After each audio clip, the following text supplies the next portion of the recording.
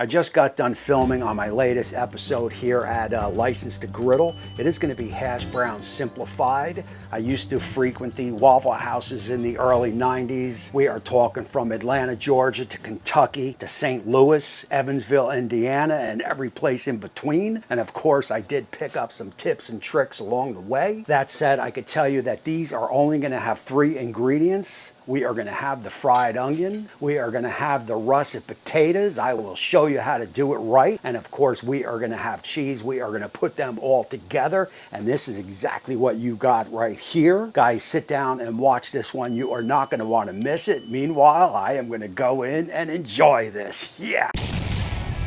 So with some simple prep here, you will definitely have yourself a successful, crispy, crunchy hash brown. Now look, you could use frozen potatoes. You can also use dehydrated potatoes, as a lot of grease houses do, including in the Waffle House. That said, the channel always feels that fresh is better. So grab yourself some russet potatoes, because we are going to get grating. Now look, if you don't have a grater, which I know you probably do, but if you don't, I will have a link in the description. You are going to want to head to Amazon and pick one up. Every kitchen needs one, and start grating out those potatoes. Once you get those potatoes all grated out, grab yourself a bowl, get the potatoes in the bowl, get some cool water in the bowl on the potatoes, and put them on the side for about an hour or two.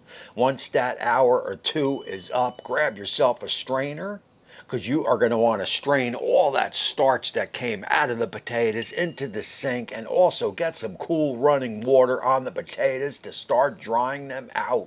Just using your hands or any means possible, just kind of push it on the strainer, get all that starchy off, all those potatoes to start to dry out. In the meantime, what you want to do is grab yourself a nice towel, get about 4, 5, 6 sheets on the paper towel, get the potatoes in there, just kind of spread them out. You want a nice thin layer, because you are going to continue to get that moisture out, and basically roll them up from there, pushing along the way, and just put that on the side, because you are going to let that sit for about, whatever it takes, about a half hour, 45 minutes, as we tend along to the next step, which is going to be looking at the board, checking out our ingredients, and chopping some onions. As we take a look at the board, you are going to see some salt and pepper. We've got plenty of butter. How about some oil? We are going to use some grapeseed. You use your favorite. And of course, our dried out potatoes. The last thing we got to do is chop 1 onion. I am going to go with a sweet onion. And also, I am going to dice it, about a 1/4 inch by a 1/4 inch is nice in a hash brown. Once we get that all diced up, put that on the side, and get your towel. We are going to roll that bad boy out. And as you can see, our potatoes are nice and dry, but I am going to just grab a couple more paper towels and put it right on top. Give it a last squeeze. I am telling you, you can never have too much of a dried potato when you are doing hash browns. So look, what I want to do here, that is all we're going to do with the prep. Let's get on back to that griddle. Let's get it fired up, and let's cook these hash browns live. Alrighty, all, welcome back to the channel, and here we go. Of course, as always, we have this side off. We will get some residual heat. We're at 250. We're going to go a little bit hot over here at about 400 for now. And the first thing you are going to want to do is obviously get some oil down. And of course, we are going to get our onions on. Now look, this is basically what I ordered all the time when I stopped into a Waffle House. And like I said, unless I got fancy and wanted to add a little bit of bacon, it is really only 3 ingredients, and it is hard to beat this, and it's very simple to do. Again, I am looking to simplify things here for you. So if you follow that little simple prep from the beginning, you will definitely be able to nail this for sure. Guys, also keep in mind when you are doing breakfasts, especially at something like the Waffle House or whatever, butter is definitely the name of the game. You are going to get nothing healthy here, that is for sure. But one thing I can tell you, it is going to be good. So what I want to do here, because this side, like I said, is up into the 4s. We're about 350 here. I will take these onions and just kind of shift them over here. And again, you want to spread food out. That's one of the reasons I like a 36-inch griddle over, let's say, a 24 or a 30. Even though I'm a small family here, I like to spread my food out. You want good contact with the griddle, and you want total control of, as many zones as you can get. So look, as these bad boys cook, there's nothing fancy here. A little bit of kosher salt and a little bit of black pepper, and that is it. Again, we have plenty of butter and we have plenty of oil doing its thing. So we are about 3 minutes in as we push them over. So let's just give them a little bit of a flip. Let's work them in. Always maintaining good grill contact. And you can see we are definitely starting to get some nice color. And the hash browns will take probably, they could take 5, 6, 7 minutes. So if we can get these 3/4 done, we can move them over here and they will continue to cook. So I am pretty happy with that. We've got some browning mixed in. I'm going to get these moved over. And again, they'll still cook over here and do its thing. Now let's get ready and let's get our hash browns down. Alrighty, also again, remember the name of the game definitely with hash browns is a lot of grease, a lot of oil, a lot of butter.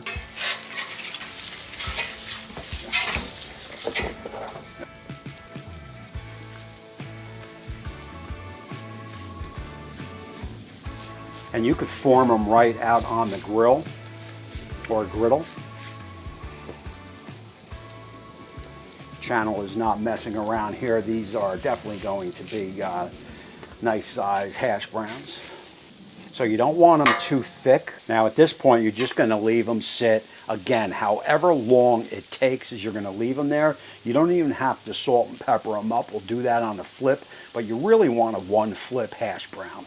Alrighty guys, so look, we are about 6 minutes in, and you could see the, I don't know if the camera's picking it up, but you could see a little bit of crispness showing from the edges. That means it is time to flip. Now look, I have made them bigger than this, and when I do, I break out this bad boy right here. This is basically a pizza peel that I have used many times before. But I think we'll be okay.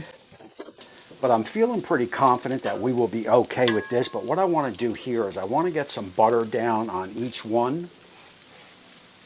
That is going to give me some nice browning after the flip. And again, these are 1 flippers. And that is pretty good. 1 flip. Spoke too soon. We'll fix that up. There you go.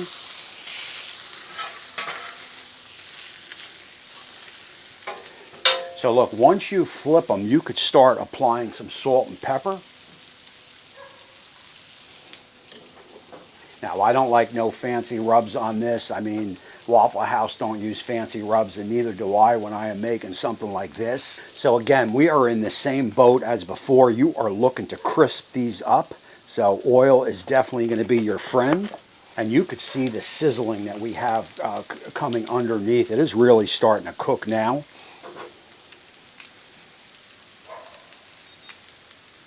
We're about 485.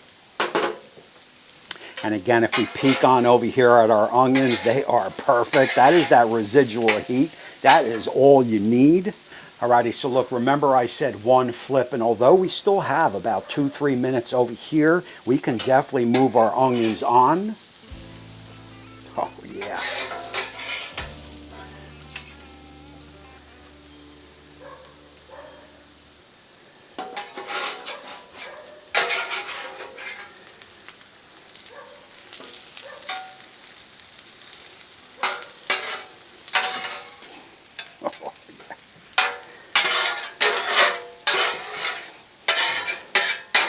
Let's get some cheese on them because the egg won't take long. Now look, this is where I'm going to get killed, but it is what it is. I do got some deli sliced over here, so it is going to be one with the Kraft singles, and some things just go better with processed cheese. Feel free to comment down below your thoughts on that. As Molly sees the food is just about ready, so she is coming in. And this is the deli sliced American. That is nothing but a pita.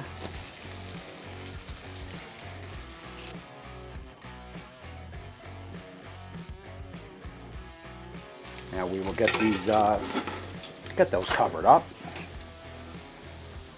So we're 340, so we're starting to come down. Let's get a little bit of oil down.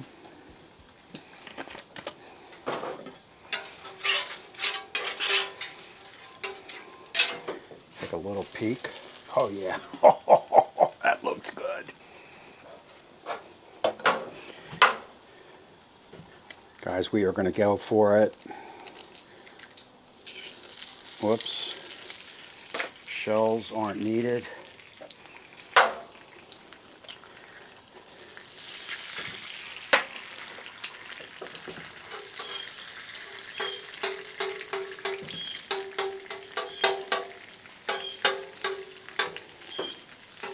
Again, you don't want to play with your food. Just let them hear them do their thing.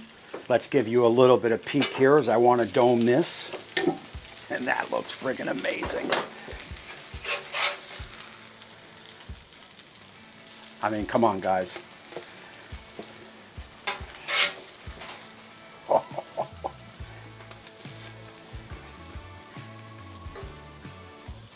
You are not going to find a better breakfast than this anywhere.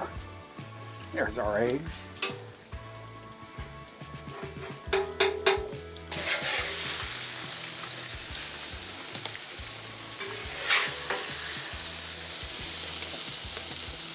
Guys, that is it in a nutshell. I mean, come on.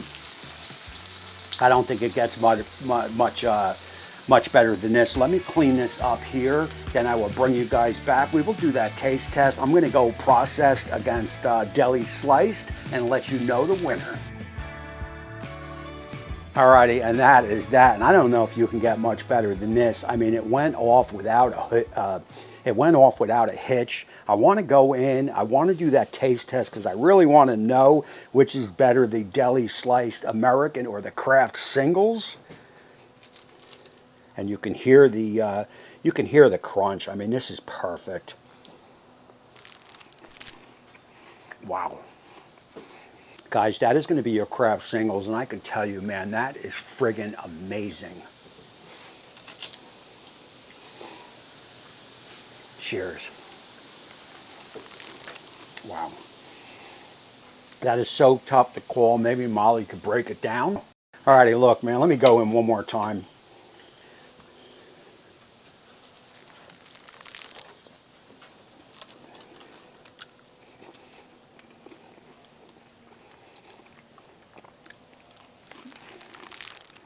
I mean, I got to tell you, man, if we're keeping it honest and we are keeping it real, go whichever one is cheaper or go whichever one that you feel is best. I mean, they both taste real similar to me. But I could tell you right off the bat that the star of the show is the crunch and the hash browns. I mean, these are cooked friggin' perfect. The only downside is I had to take some snaps, and they are a little bit on the cold side, but you get these right off the griddle, and I am telling you, man, how could you have a better breakfast than this? And I didn't even put the egg inside it. You start to mix all that jazz, and I am telling you, man, this is a friggin' 10, man. There is no doubt about it. Follow along. It is not hard to do. It is definitely simplified for you guys in this video. Leave me a comment down in the description and let me know what you guys think. I appreciate you guys, man. You guys have been showing up here for the License to Griddle. I mean, we've been just, we've been having so much fun, and you guys are commenting, you guys are watching it, and really, from the bottom of my heart, man, I appreciate it. It is not easy sometimes starting up a new channel, but you guys are certainly making it look easy. So again, I appreciate all yous. So look, with that, I am going to end this show. My name is Tommy. I guess that makes me the Griddler. And until next time, we will see you